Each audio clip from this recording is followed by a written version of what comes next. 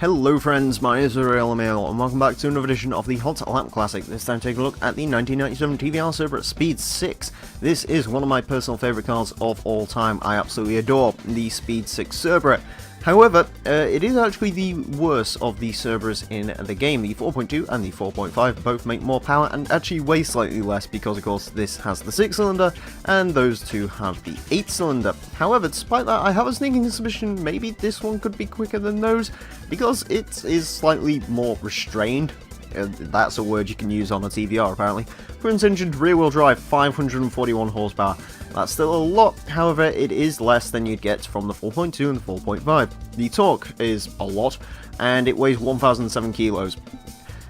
Yeah, I'm hoping the heavier weight and less power makes this thing a little bit more restrained, but we'll have to wait and see. To find out how it does, it is going to get 6 laps of the Motorsports Land track to set the best time it possibly can. Our current leader is a Suzuki Escudo Pikes Peak Ignition, that's at a time of 27.710. The Cerbera is very, very, very unlikely to beat that. Ideally, this car should be looking around the very, very early 32-second zone, maybe popping in to like a 31.9. The 4.2 Cerbera, which we've had around before, set a 32.2, I believe, which is around about where the Mazda 323F Coupe is. And the Chimera, we had a 4-litre go around, which is an engine which isn't available in this particular car. Is, well, yeah, kind of. The 4-litre sets a 31.8, I believe. So, yeah, not exactly a proud pedigree around this track, but the TVRs just aren't suited for a track like this, which is it's pretty obvious when you look at them statistically. They're high-powered, they're rear-wheel drive, and they don't really have a lot of stuff restraining them. You know, in some cars, you know, the things of some of the higher up rear-wheel drive cars, some of them have, you know, a little bit more of a restraining factor to them. They don't quite unleash all their power in one big dump. They're controllable, they weigh slightly more perhaps, but when it comes to this thing, no. Yeah.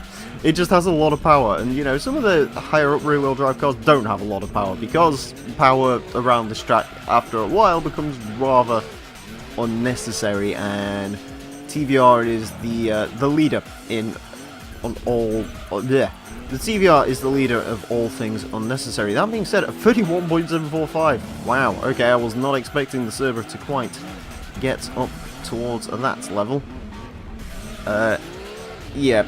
It's a typical TVR. It's very, very difficult to control around here. The thing you got to remember with Gran Turismo 2 is this is a PlayStation 1 game, as awesome as it is, and that does mean basically your choices of throttle position is on or off. There's no real method of throttle control in this game unless you just like literally just mash the button up and down, and that's sort of how I have to do throttle control.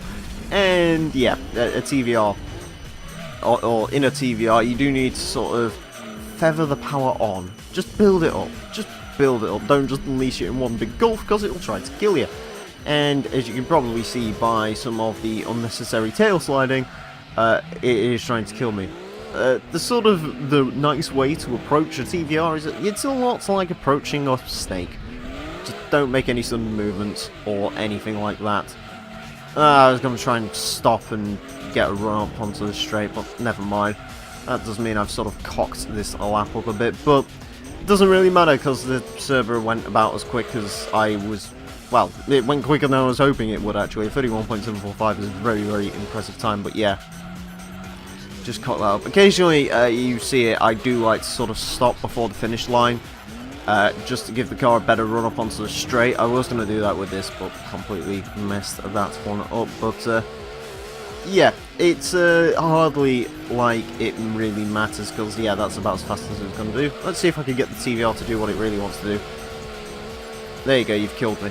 Anyways, yeah, 31.745, a lot quicker than I was necessarily expecting this car to be, and yeah, as you can see by that sort of final lap counter, there's not really much way it could have gone much quicker than that. Anyways, let's go see who replaces on our leaderboard. Onto the leaderboard then, and the TVR Cerbera Speed 6 squeezes itself into 82nd place with 31.745, sticks it in between a Master Speed Demio and a Lotus Elise GT1. The Hot Lap Classic for you, ladies and gentlemen. Very, very weird. There's a bunch of cars there which really should be competing with each other, I've just noticed in that part of the leaderboard. Anyways, I hope you enjoyed this episode of the Hot Lap Classic. Thank you all very much for watching, and until next time, farewell.